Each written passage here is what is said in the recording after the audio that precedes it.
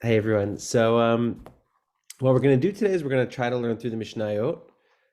My vision would be to spend around a half an hour reading through every Mishnah in the first Perek, and then spend 20 or 25 minutes focusing on one or two Mishnayot that jump out at us or that we feel kind of are a good area to delve into to try to understand.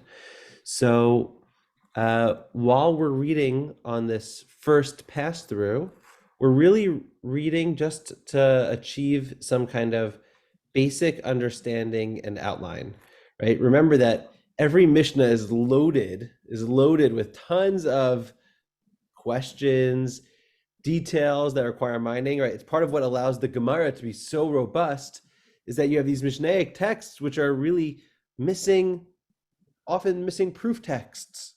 They're often missing explanations for why the debate is occurring, right? And the Gemara will often fill those in with other Toseftas or just other svaras or other attempts to try to make sense of what's going on in the Mishnah.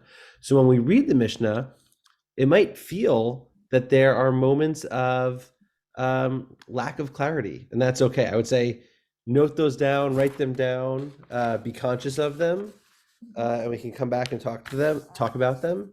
But recognize that that's sort of part of the Mishnah experience. The second thing I would say here, in reading through a whole chapter of Mishnah can be like a really powerful experience.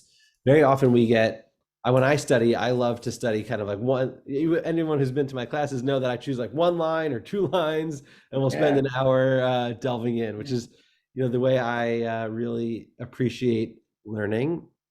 This is kind of a different experience. It's like going through an overview and getting a sense, not the whole Masechet, which is what I think Stephen tried to capture a little bit in his class, but rather just one chapter. And you sort of get a sense of like, well, what's the structure of the chapter? Like, how are the Mishnayot laid out? And so one of the things that we'll do is that after we read each Mishnah, we're going to note one word or a two-word phrase, be like, what is this Mishnah about? And sort of see how those Mishnayot move from one through the other, going from the first Mishnah to the last Mishnah. And so you can kind of get a sense of what's the structure of the parak, not just what are the details or the debates in the chapter, but what's the structure of the chapter? What are the first things we focus on? What are the last things we focus on? Is there any movement from beginning to end? And so those are kinds of the two things that I want to have in mind. The first meaning that we're going to try to just get a general understanding of what's going on in the chapter through our reading through the text. And the second, on a structural level, is trying to give a little summary phrase for each Mishnah, which we'll record and we'll note and we'll share on the screen, that we could then use as sort of a rubric or a way of thinking about, well, what is this trying to tell us? What is the chapter as a whole trying to tell us? And not only just a particular Mishnayot. Does that make sense as sort of like a literary question? When I use the structural approach in my study of Mishnah, it kind of compels us a little bit to step out of the halachic lens, right? I think often when we study a Mishnah, we say, okay, well, what are the laws? What are the details? When do we blow the shofar? What happens if the shofar has a hole? That's a different Masechet, not ours, right? How high do the walls have to be? What does the lulav have to look like, etc. But there's also something else going on. And I hope that in our studying, we can try to get a different sense of like, is the chapter trying to tell us something spiritual? Is it trying to tell us something about the mitzvah in general? How we should be approaching it? What are ways of thinking about it? What are kinds of lenses or structures that we could use to understand the mitzvah in general? And the pun there is intended. Okay, so what I'm going to do is pull up the Mishnayot here. Let's see if this is the right one. Can everyone see this? Okay, great.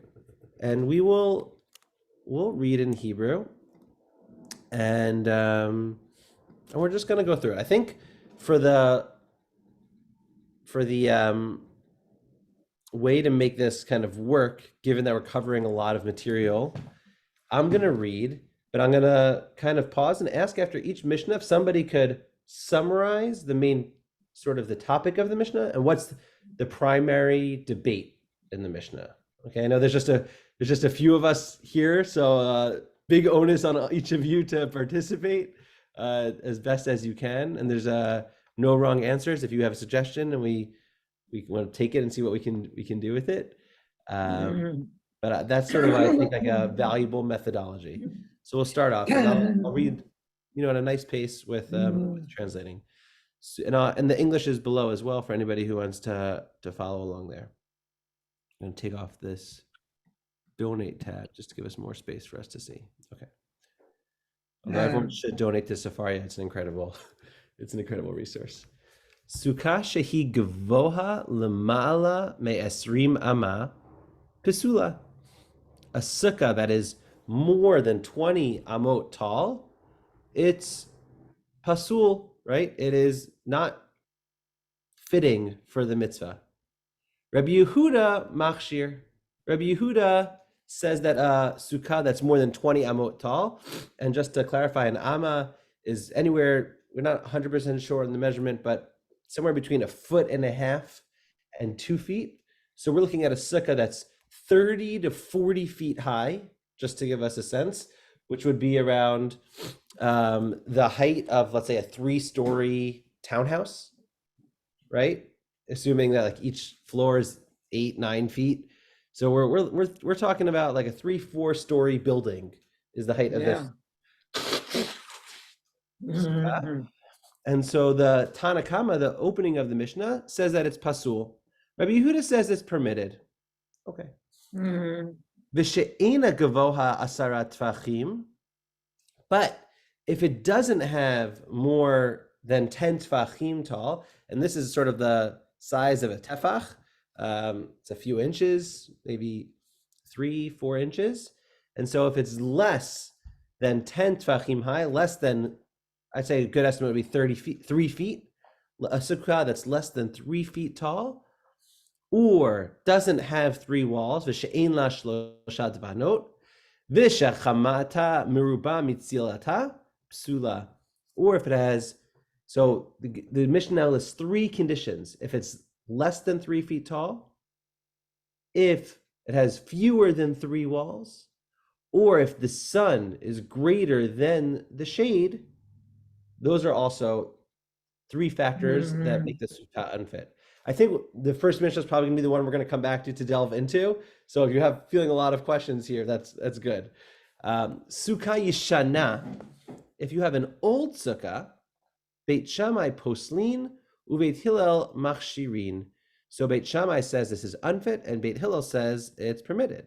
The Mishnah then asks the next obvious question. Okay, ve'ezo hi sukkah yishana. What is an old sukkah? Kol she'asa kodem lechag shloshim yom.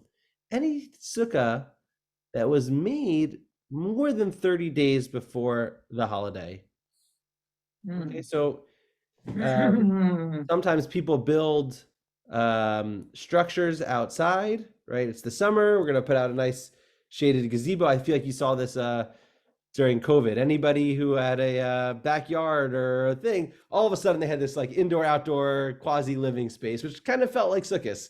Sukkahs didn't feel as special during the intense, some of those intense moments, because people were kind of doing outside things with little shaded gazebos or whatever it was. Anyway, but then the Mishnah offers one important clarification. Aval im asa'a l'shem chag afil mitchila shana kshera. If you built a COVID structure, we don't like that, right? In the middle of July, you built a COVID structure. I mean, that's good for safety, but that's not good for the mitzvah for Sukkot. However, if in the beginning of the year, right, it's October, and you say, we're going to build like the sukkah, and that way it's going to be ready for next Sukkot, right? We're going to Florida for the next 9 months, but when we come back, we're landing on Erev Sukkot. Let's just build our sukkah now, and we're going to be golden, right? And so the Mishnah says that kind of sukkah is kasher. Okay, that's the first Mishnah in 4 minutes. So what's the main idea of the Mishnah? What sort of jumps out of you? I want to focus less. I usually think it's really important to think about questions that we have. I actually want to hold off on our questions for now. Sort of say, what's on a basic reading comprehension level? Like what did we see? What did we learn? What's this Mishnah about?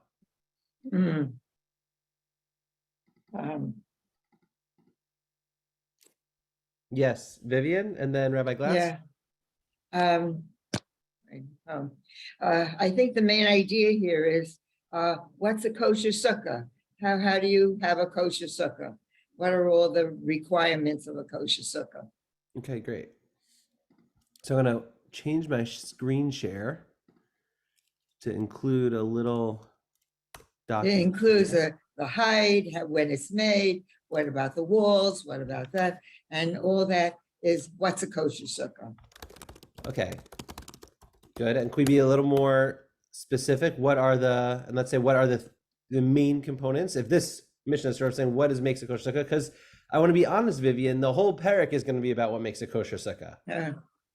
Right? Okay. That's, in some ways, you could say that's the definition of the whole Perek. What is needed to make a kosher sukkah? So what's this first Mishnah about? Which components in particular? What have we talked about? What? The structure of the sukkah.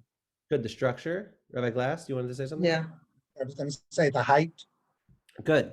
the number of walls, and the idea that it's a temporary dwelling. Okay, good. So we have walls, which we're going to say is height and number.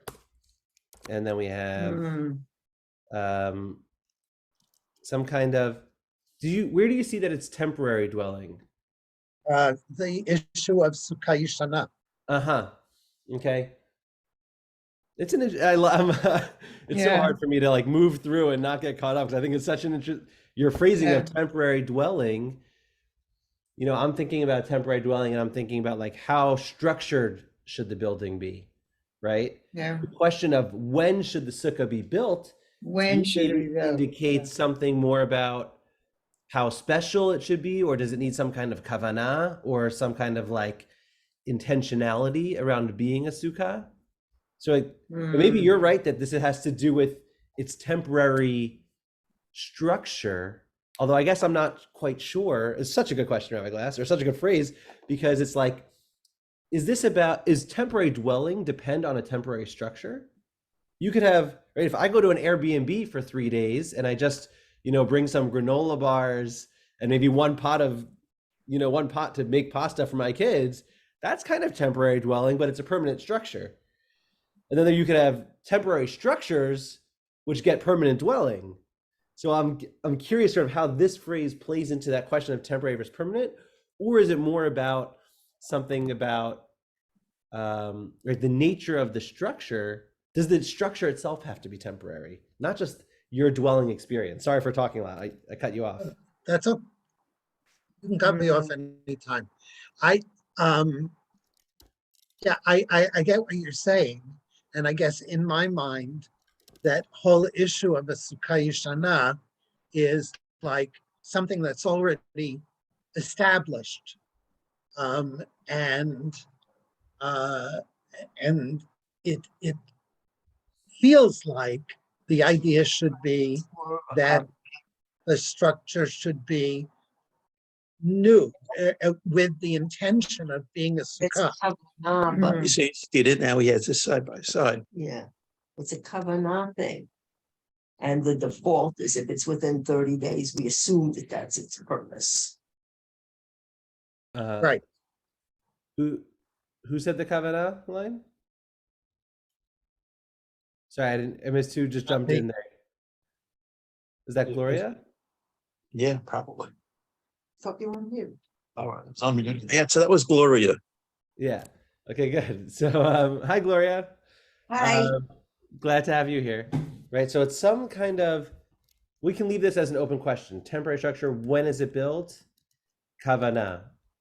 Okay, beautiful. That's a savannah. Yeah. Well, we'll get that. That's the autocorrect. They don't always like my transliterations. Yes, Vivian. Yeah, I think it also has to do with, it has to be built for that particular Sukkot, not for all the Sukkot. You can't build a Sukkah and then have it used year after year after year. It has to be built for that Sukkot. The next, the one coming up. That would be a very tight, close reading of this last line of Alim Asa l'Shem Chag Afilu Mitchila Hashana Kshera. Right? You would say from the beginning of the year, you could do it. If it's 3 days after Sukkot, you could build a new Sukkah for the next year's Sukkah. But if it was built for the previous year's Sukkot, maybe it wouldn't be okay. I think the the line in the Mishnah has some ambiguity there about that, Vivian. It could one can make a reading that you can keep your Sukkah from year to year. They say that afilu mitchilat hashana, so it has to be from that year. It can't be from the previous year. Right, so it's very specific about that. It's a question of how do you want to read that as the boundary, or be like even from the beginning of the year? And of course, if it was built from the last year for Sukkot, is that not made l'shem chag? And the way I would Vivian, the way I would read this, the ambiguity is when we say l'shem chag, do we mean l'shem Sukkot, or do we mean l'shem this Sukkot? The other interesting thing. Yeah, Stephen, Rev Ezra. Yeah. Here's the thing that for me, the question is what constitutes the building of the sukkah to some extent. So if you have the 4 walls up and you don't have the schach, is that considered, building the sukkah, or is that not considered? Because many people I know leave the walls up, or at least some of the walls up, and and they add the schach for when sukkah's time comes. Yeah. The only mention of schach here is the line "V'shechamata meruba mitzilta." Good. And so I was thinking the same thing that Bert was thinking, that the one from my perspective, the one primary issue of what constitutes a sukkah is this schach, and there's very little mention of it here. Good. And that's a really great transition to the next Mishnah, because I want to highlight the word schach is not mentioned in this first Mishnah, right? And that's okay, right? We have a whole chapter or a whole Masechet, and not everything is going to be mentioned in every single one. But this first Mishnah is really focused on the walls, right? It's really focused on the walls. And one might wonder, the way Bert and Rabbi Glasser, I think, are drawing our attention, this whole second half of the Mishnah, what is a Sukkah Yishana? Is that a reference to just the walls? Or is that a reference to the whole wall with the schach, everything being kosher? And I want to leave those things as an open question for right now. Okay. Great. Next Mishnah. This is very rare for me. I would have been happy to sit in this first Mishnah for the next 3 hours, but we're going to move forward because that's our mandate. All right. Ha'osa sukkato tachat ha'ilan, one who makes their sukkah underneath a tree, ki'ilu asa'a b'toch habayit. It says, is this structure okay, by the way, having this page up to the side with the summary and the questions and the text to the left? Great. Ha'osa sukkato tachat ha'ilan, ki'ilu asa'a b'toch habayit. It's as if it was made inside the house, right? And what it's interesting there that it doesn't even, I want to point out, it doesn't even explicate that that's prohibited. It seems to be obvious, even though we haven't actually laid out anything that says building a sukkah in a house is problematic. That seems to be like muvan me'elav.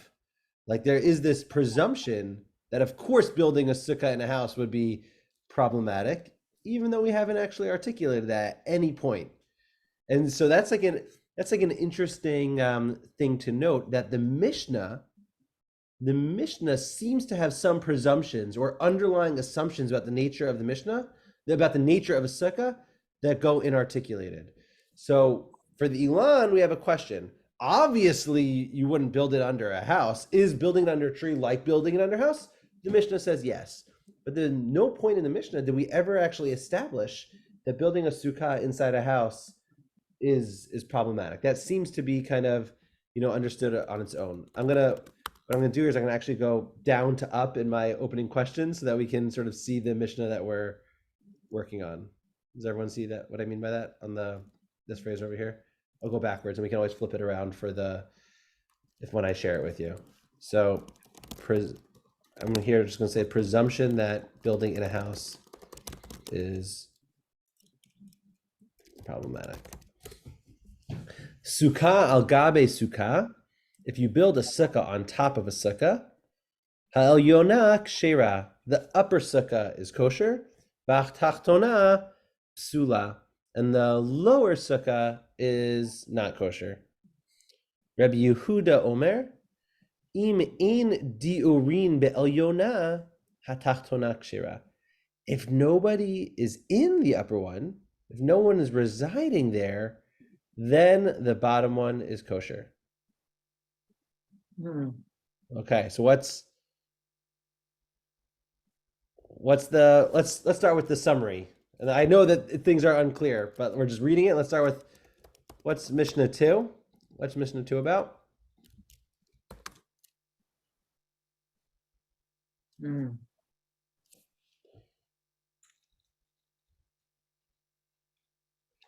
Essentially where you can build a sukkah. Right, like Yeah.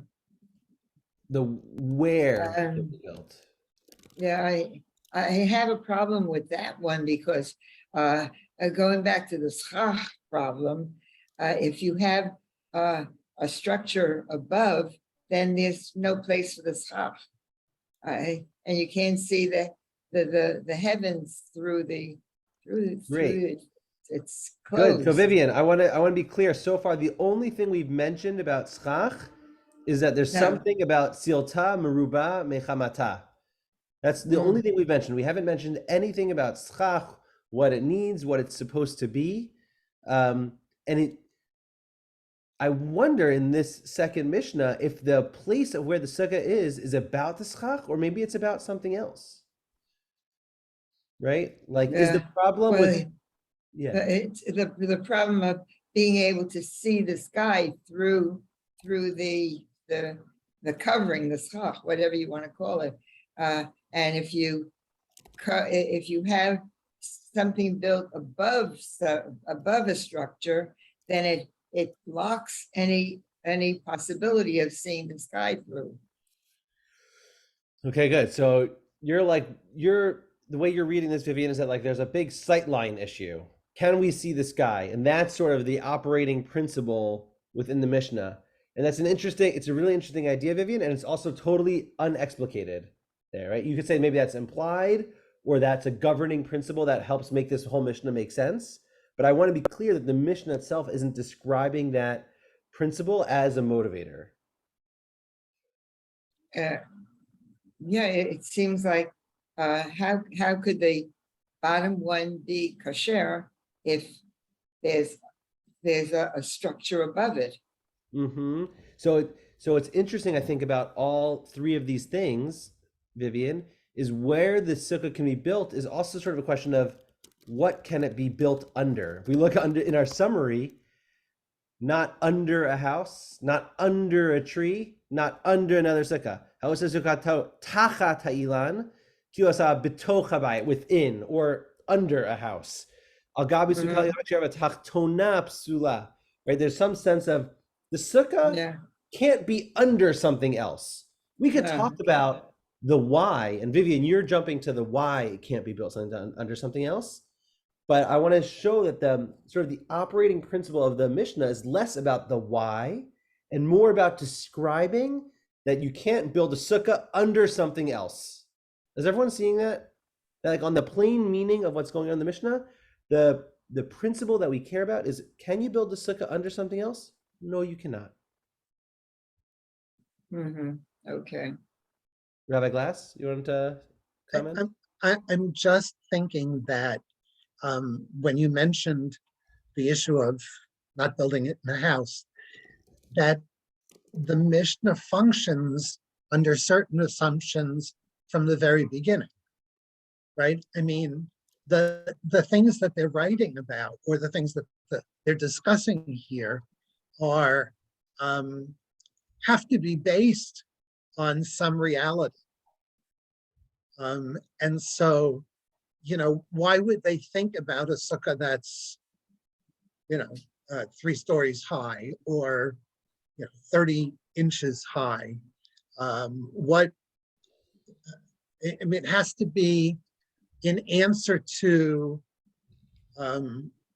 questions that they've been asked or things that they've seen or things that people have done.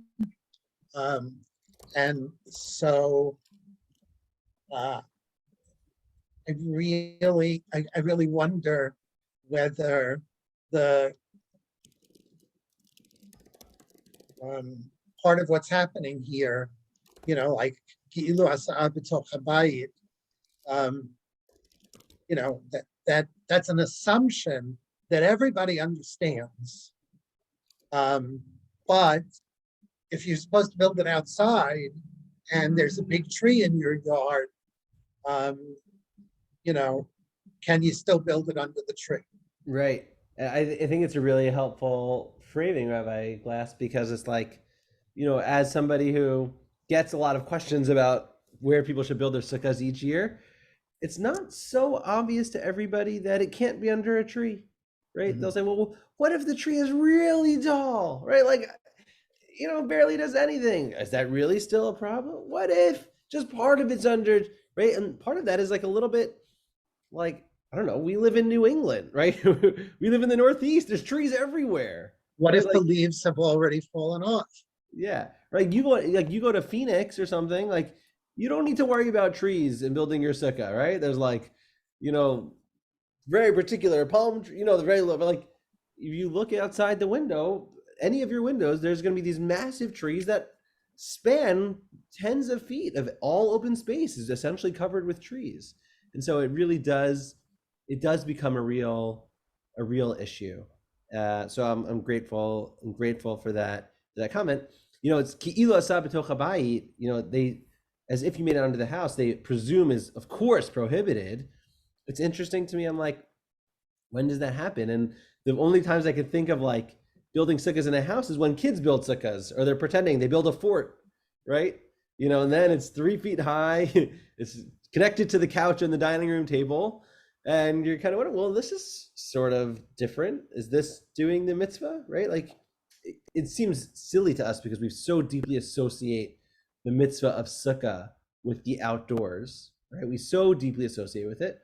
But if you're thinking about like just the basic structures of it, like, I don't know, like if you build a little tent in your house or a little fort in your house and be like, well, we're going to sit in here and that's going to be special and different. Like, I can imagine, it feels a little ridiculous to our ears, but I can imagine a world where someone's like, this is different and sukkah-ish, And Professor, it's just, to me, it says Sukkos Hashaftias B'nai Yisrael. They didn't build it in the middle of their living room.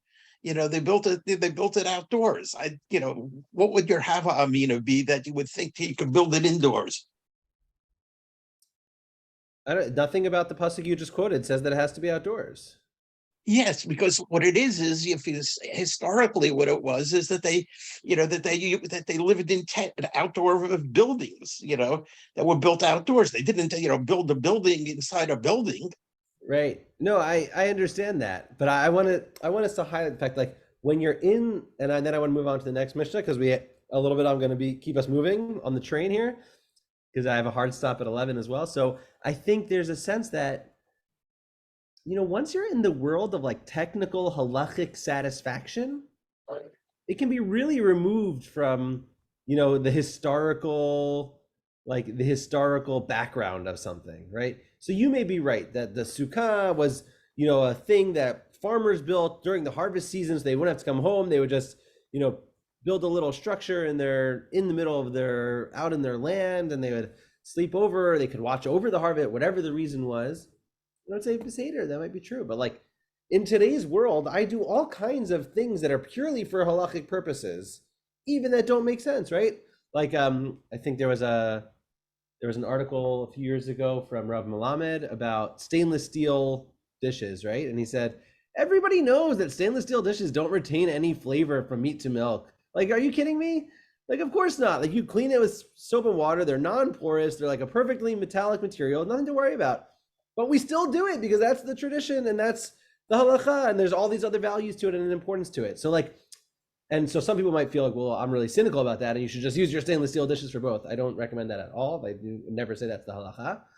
But I would say that like the idea that the mitzvah of sukkah could be so far removed from the roots in the pasuk or its historical expression is not crazy to me at all. And so I think there is a value in articulating that, yes, even in a house, the Mishnah presumes, but it's still important to articulate, would be problematic. If I could just add one thing, Please. I think it's really essential when reading this and understanding the various perspectives that we have to remove ourselves from what we know to be the halacha about sukkah, Right. like the schach and like where it can be built and things like that. Because if you are not in that halachic mindset, then almost anything goes. The notion of building a sukkah inside may sound completely foreign to most of us, but I know, I've seen a sukkah built inside. So I'm just saying, There you go. something Thank that we you. have to be conscious of, that we Thank you. kind of have to forget about everything we know and look at it with a clean slate. Yeah. So it's a really great point, Rabbi Glass. And I would kind of like want to turn it into a bigger question when we study Mishnah, is that, well, if kind of a few layers. A, are we expected to read this without some kind of socialized sense of halacha, right? Like, did the original authors of the Mishnah, or even the original readers of the Mishnah, most of them presumably were not coming to this text with a blank slate, right? They were coming from being within some kind of rabbinic world or rabbinic society, right? It's actually incredibly rare to get to, and it's part of what makes the Gemara so rich, is they say, like, yes, the Mishnah says this, but what about all these stories we have? And what about the Tosefta? And what about all these other things we know about the laws, which the Mishnah doesn't address, right? So there is some sense that the Mishnah is not the be all and end all. That's, I would say, on one half. The other half, I agree that as readers, in terms of trying to understand what the Mishnah itself is getting at, I think it's really valuable for us to kind of leave aside some of the things we might already know or what the psak halacha is, in order to read the Mishnah on its own terms. Because I think there is a real, both like traditional halachic value and literary value in trying to just read this text for the text that it is, without like imposing or imparting too much of our own current experience of the holiday on it. Of course, we can't, like, we're not computers. We can't just like hide all that other information. It's there and it influences our conversation, and I so appreciate that and I like that. But I think it's an important thing to try to keep in mind. Okay, we're going to keep moving here because we're going to try to get through the whole Perek. Peiras aleh, the Mishnayot are going to get more complicated, and we're going to spend less time on them. Peiras aleh sadin mipnei hachama, o tachteha mipnei hanishar, o shepeiras al gabe hakinof tisula. Right. So if you have your sukkah, we haven't yet discussed what the roof is made of.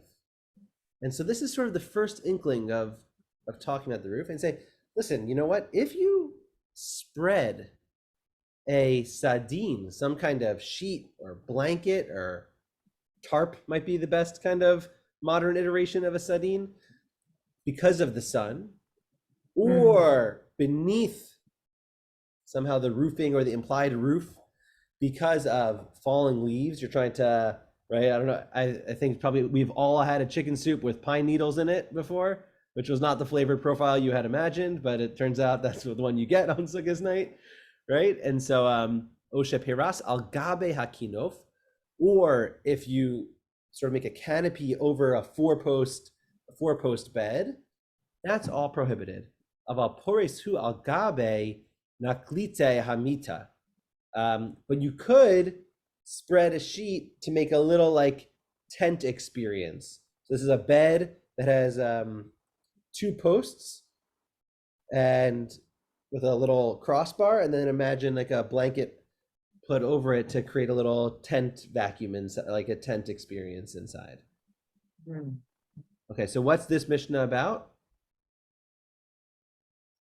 We still haven't told you what the roof can be made of, but here we're telling you what the roof cannot be made of, right? Or maybe it's not about what the roof is, but that somehow this, having this element, having a sardine, having some kind of cloth as part of your sukkah structure or taking up a lot of space is going to really mess up your whole sukkah experience, right?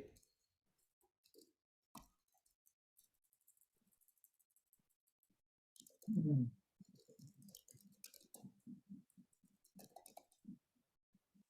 Okay. Any other comments on this? In my mind, this Mishnah follows really beautifully from the Mishnah above, right? We've already started to determine sort of where can the sukkah be located in terms of like its environment, like what's above it. And so we're thinking about trees, we're thinking about houses, we're thinking about additional Sukkot.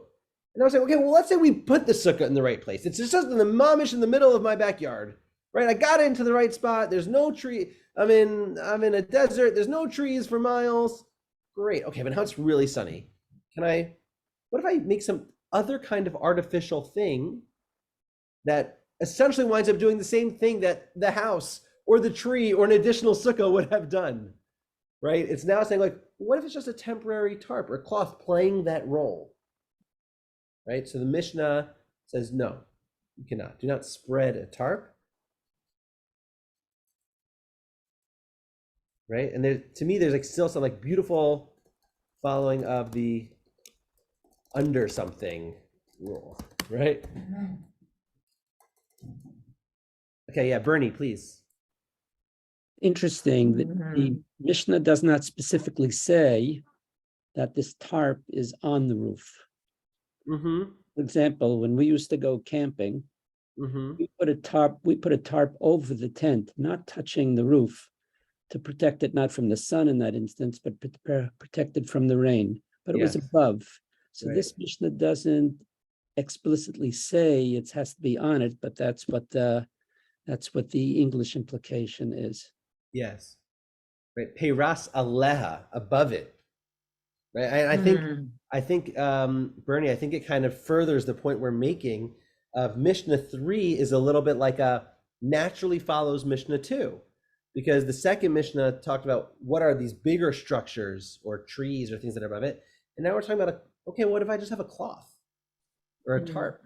So, well, yeah, actually, that could create the same kind of experience that we're trying to avoid, whether it's touching the roof, whether it is the roof, or whether it's above the roof, right? It sort of presumes it's not the roof, and yet it still creates this being under something else problem that was already articulated in Mishnah 2, and this becomes sort of like Mhm. corollary. Maybe a corollary is the right word, right? Okay. Great. Let's do Mishnah 4. Mhm. And so I want to, usually when we're learning Mishnah, we don't get this sense of like, hey, the Mishnah is kind of organized. First, we talked about the walls and the structure. Now we're talking about like where it's located and what could be underneath it. We haven't even talked about the schach, right? The schach, which is some of the most complicated cases, like we can't even get to the details of what the schach is made of or how to do it until we've talked sort of about how this structure looks, where it's located, what its basic contours are. Okay. Mhm. Hidla aleh et hagefen v'et hadlat v'et hakisom v'sikech al gaba pisula. Right. So if you pulled over on top of, you have your wall structure, and now you pull on top some beautiful vines. Right. We got our gourd vines. We have our grapevines. There's some kind of ivy vines. You're like, this is amazing. It's natural. It's connected to the ground. We can just kind of, I don't need to chop anything up. I can just kind of take what's available to me. Look, right? You would say, right, in today's world, like Sukkot gets associated with environmentalism and earthiness. And we're like, oh, look at this great solution. I have natural schach that's already there. I don't even have to chop it down, right? So, and then you put all those things on, and then you put some more roofing above. Sikech al gaba, pisula. It is not okay.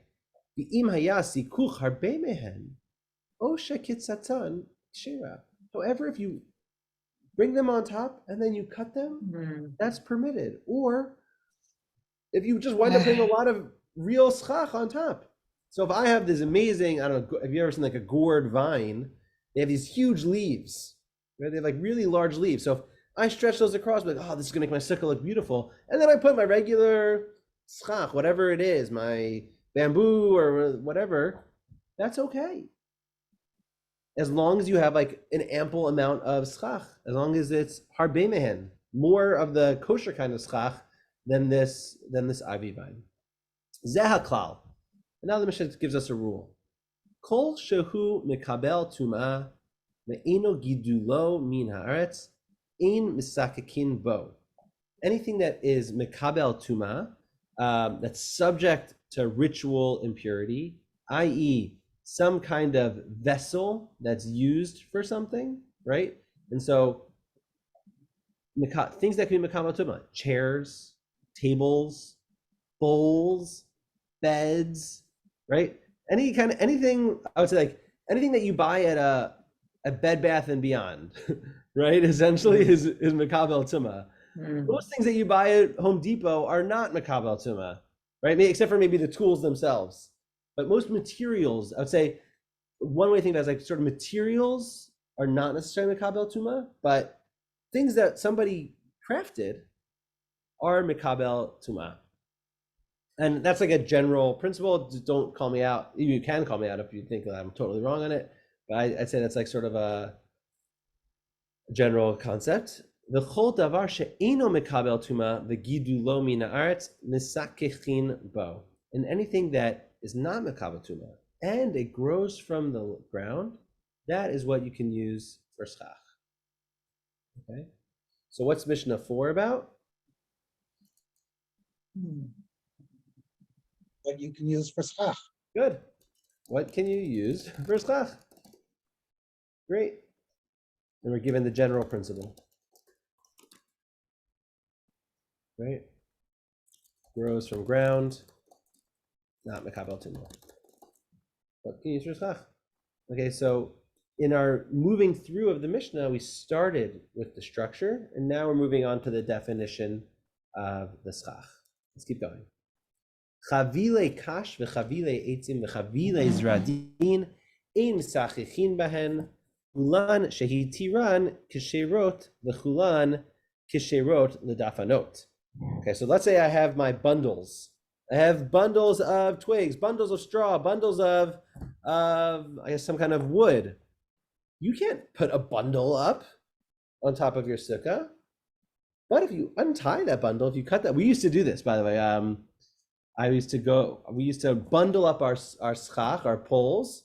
You would throw the whole bundle on top, and then you cut the rope, and the poles all kind of roll out onto the sukkah. It was pretty cool.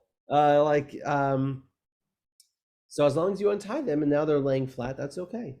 The kulan kshir definitely, and you can use the bundles for walls, right? So let's say I had all these bundles of bamboo, and I wound up doing something different, and someone brought over all these beautiful branches with leaves, and I was going to use those, and I was, well, what am I going to do with my bundles? You can just stand them up or post them in the ground, and they can be used as part of the walls. And so one of the interesting things we see in this Mishnah is that you now have these materials which can't be used in this way for schach, but can be used for the walls. And we start to see this little divide between the walls and the schach. So what's the principle of this Mishnah?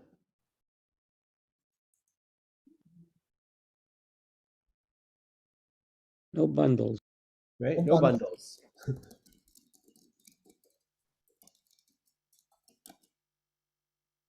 Right? And the Mishnah is pretty clear that just because something was a bundle doesn't make it like prohibited forever. As long as you unbundle it, now it no longer is defined the status of a bundle. Okay, great. Mishnah 6. This is nice. I like this pace. This is good. Misachichin b'nissarim divrei Rabbi Yehuda. Rabbi Meir Oser. Rabbi Yehuda says you can use panels. You can use wood boards. Right? You can use wood boards as sukkah, as your schach. And Rabbi Meir says you may not. Natan ala neser shu rachav arba tfachim kishera u'bavad shelo yishan tachtav. Let's say you have one board that's a foot wide, around a foot wide, or almost a foot and a half wide, right? That the Mishnah says that's permitted. You can use that as part of your schach, but that shouldn't be an area that you sleep under. And so that's like an interesting distinction where we say, listen, this thing has integrity as a roof object. We're okay with it being on the roof, but we don't want you to be experiencing that part when you're in your sleeping time. And so now we've kind of added in these other sort of layers that you can have things that are kosher for the roof, but somehow we don't want them to be the main part of your sukkah experience. Okay. Yeah, Bernie? What about eating under them? Eating, good. That's an open question. We'll just leave that as an open question, right? Is don't sleep under them. Is that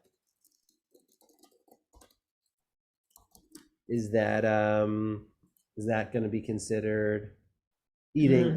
Is sleeping a stand-in for any activity, right? And be like, hey, like if you have this board somewhere just to give the roof integrity or whatever it is, but don't eat in it, or is it really specifically about the sleeping experience rather than, eating is maybe more okay, but sleeping is not okay. Boards,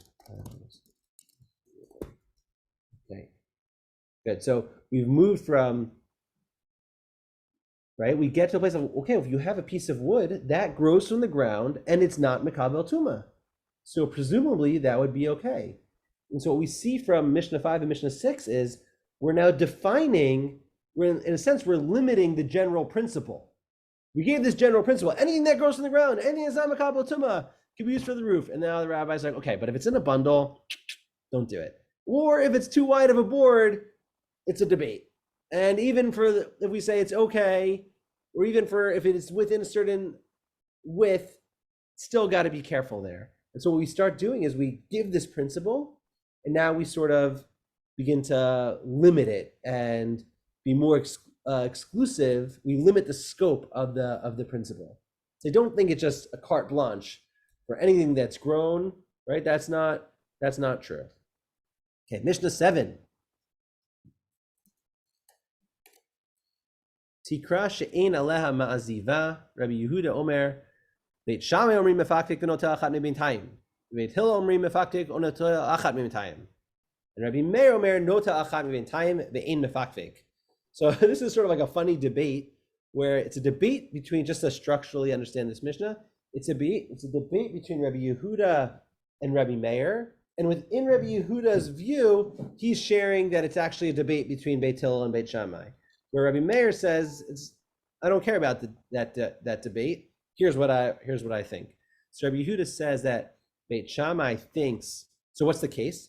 The case is, what if you have these wide boards? What if you have a whole roof made of wide boards? What can I do to turn them into schach? And so Rabbi Yehuda says, Beit Shammai says, listen, move them around, kind of shift them up a little bit, and take one out. And Beit Hillel says, listen, if you just move them around, that's great. Or just take one out, right? Pick one or the other. You don't need to do both of those things. And Rabbi Meir says, actually, you can only just take one out. Don't move them around. Don't be shifting things around. That doesn't help you. All you need to do is create less surface area of your roofing, and that's going to be enough to allow this sukkah to be kosher, right? Imagine, just to be clear about this case, is you have a full roof made with boards, right? My sukkah is 4 feet, or 8 feet wide, and I have 8 1-foot panels there, right? And so what do? I have 8 1-foot panels covering over. So Beit Shammai says, listen, kind of try to spread them apart, take one off, rearrange them a little bit. Beit Hillel says, no, you can either just try to rearrange them, maybe tilt one over the other to make some holes or gaps, or just take one out and you're good. And Rabbi Yehuda says, no, you take one of them out, but you don't need to move things. You don't need to move things around. So what's this Mishnah about? Mhm. Well, we've just established boards or panels as roofing could be kind of problematic. And now I love this. I love when the Mishnah does this. The next Mishnah is like, okay, fine. We know it's a problem. Okay, now you have your structure with all these boards and panels on it. What can I do to make it kosher? What can I do to make it kosher? Right? And I love, this is a thing that the Mishnah does, I think, a lot across Masechet. It'll establish some principles and then be like, okay, real talk, real life.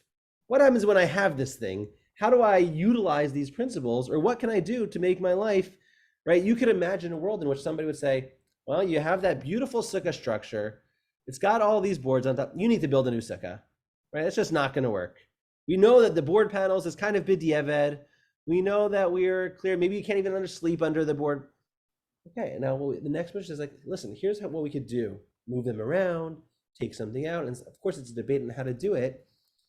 But they're being specific about how do you solve this problem.